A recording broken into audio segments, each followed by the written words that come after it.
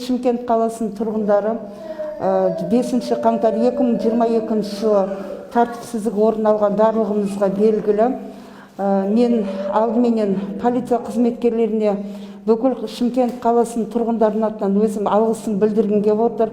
24 сағат күнді күн, түнді түн демей жұмыс жасап, халықты тәртіпке шақырып, халықтың барлығын сабырлыққа шақырып, сабырлыққа келтірген үшін мен ойлаймын, бұның бәрі полиция қызметкерлерінің арқасы деп. Шымкент тұрғындары бәріне мен алғыс айтқым келеді полицияларға. Бірінші, олардың арқасынан бәрі тыныштық болды. Осы біздің өзіміз Нұрсатта тұрамыз, Нұрсатта болған нәрселерге біз өте ойымдадық.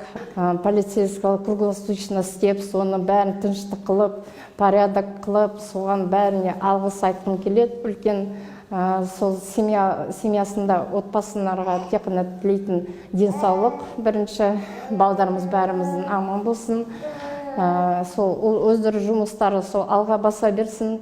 Тек қана осылай жақсы нәрселерді көп көріп жатырмыз. И так полициялардан действительно бұлардың арқасынан бәрін тыныш болып, солардың арқасынан осылай жүргенімізге өте үлкен рахмет бұларға. Амандық болсын.